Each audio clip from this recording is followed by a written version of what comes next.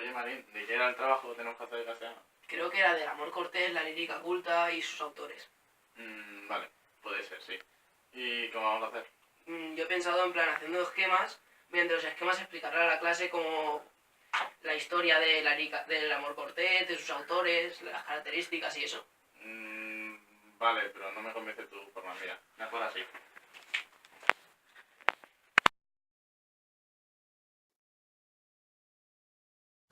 La lírica culta es la realizada por un autor determinado, profesional o cuando menos especialista de la literatura. Es la poesía lírica tal y como la solemos entender hoy, y entre sus cultivadores podríamos recordar a Safo, Catulo, Petrarca, Done, Verlaine o Borges, por citar solo unos pocos nombres de diferentes épocas y lenguas.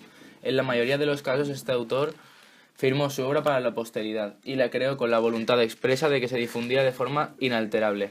Esto es, en la mayoría de las ocasiones por escrito. En ambientes más o menos selectos, una ciudad importante, una corte, un grupo de lectores especialmente cultivados por su inteligencia, por su sensibilidad.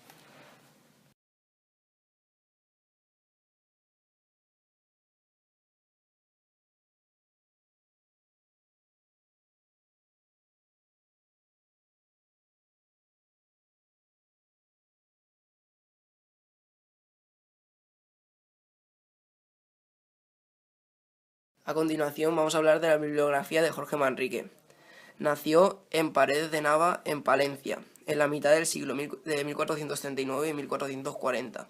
Su infancia transcurrió en la Segura de la Sierra. Fue partidario de combatir a los musulmanes y partidario en el levantamiento de los nobles contra Enrique IV de Castilla. Intervino en la victoria de Ajofrín y también jugó un papel en las intrigas y luchas al entorno de la subida del trono de los reyes católicos. La familia de Jorge Manrique, su padre, Rodrigo Manrique, conde de Paredes de Nava, fue uno de los más poderosos de esa época y se murió por cáncer en 1476. Su madre murió cuando Jorge era un niño, no hay información casi sobre ella. Su tío, Gómez Manrique, era un poeta importante y un autor dramático. La familia de los Manrique Lara era una de las familias más antiguas, nobles de España, y poseían algunos de los títulos importantes de Castilla. La muerte de Manrique.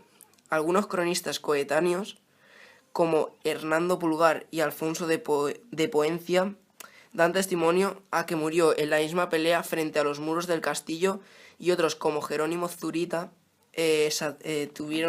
murió en la posterioridad de la guerra, en 1562, que su muerte tuvo lugar días después de la batalla en Santa María del Campo, Rus, donde estaba su campamento. La obra se constituye de 40 composiciones y se suele clasificar en 3 grupos: el grupo amoroso, burlesco y doctrinal. Son en general obras satíricas y amorosas, convencionales dentro de la cámara y de la poesía cancioneril de la época. Lo más importante de sus obras eran las coplas. Destacaban la forma de unir la tradición y la originalidad de las coplas. Su copla trataba de la muerte de su padre. En ellas Jorge Manrique hacía elogio al funeral de su padre, don Rodrigo Manrique. Mostraba como un héroe y todas sus virtudes en la copla, y Lope de Vega llegó a decir que tendrían que estar escritas en letras de oro sus coplas. En ella se progresa en el tema de la muerte desde lo general hasta lo abstracto.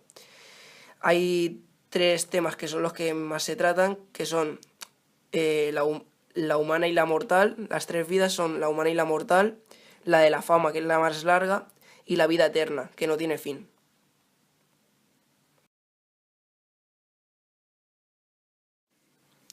El amor cortés tiene sus inicios como una de la hipótesis en el Ars Amatoria de Ovidio, donde el autor crea una composición algo irónica y didáctica del amor, llena de sarcasmos que en esa época antigua fueron tomados como tal, pero que tiempo más tarde, en la Edad Medieval, no fue interpretado de la misma manera.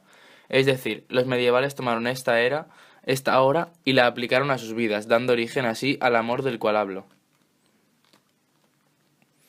El amor cortés es una rama de la literatura medieval, especialmente francesa, inspirada por el espíritu cortés, es decir, una erótica fundada en la sublimación de la dama. El amor cortés surge en el siglo XI en la Francia occidental a manos de Guillermo XI, duque de Aquitania, quien firma los documentos más antiguos que se han encontrado. En ellos se localizaban ya los elementos y las tramas, así como la concepción del amor que posteriormente caracterizaría el amor cortés. En los comienzos el tono de los poemas era altamente erótico, incitado por la pasión carnal entre un hombre y una mujer. Con el paso del tiempo y la refinación de la técnica, esa relación entre ambos fue transformándose en amor, un juego secreto entre una mujer y un hombre que llega a alcanzar el estado máximo de virtuosismo. Eran unas composiciones poéticas escritas en lenguas vernáculas.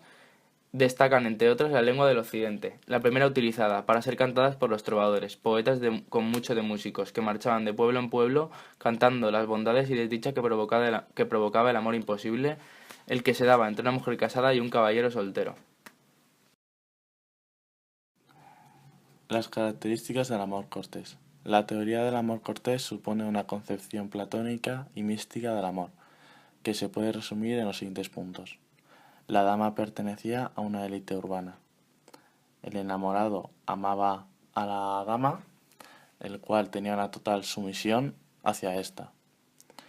La dama es distante, admirable y perfecta físicamente y moralmente. Los enamorados son siempre de clase aristocrática, pero puede que también sea que el enamorado pertenezca a una clase social más baja. Seguimos con las cantigas de amor. Estas son una composición literaria de la Edad Media propia de la poesía gallego-portuguesa. Derivan de la cançó. Sus características son que se habla de la pasión amorosa de un caballero por su dama que casi nunca es correspondida. Su tema principal es la tristeza del poeta. Describe a su amada como si no entrara en detalle para no revelar su nombre utilizando unos seudónimos. Su métrica es llamada la métrica de maestría, la cual tiene 4 estrofas de 7 versos tasílabas o decasílabos, y también aparece mucho el paralelismo. Los autores más conocidos de las cantigas de amor, son Paio Soares Tabellos y Pero da Ponte.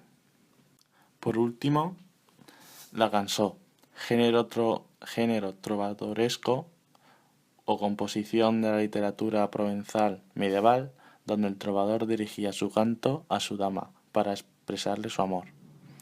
Estas seguían las características del amor cortés, que ya hemos dicho, y su estructura era: siempre se empezaba con un canto a la primavera o unas notas descriptivas de la estación propicia al amor, seguido de unas estrofas donde se expresaban los sentimientos del trovador y se elogiaba a la dama. Por último, se utilizaba un seudónimo poético para referirse a la dama.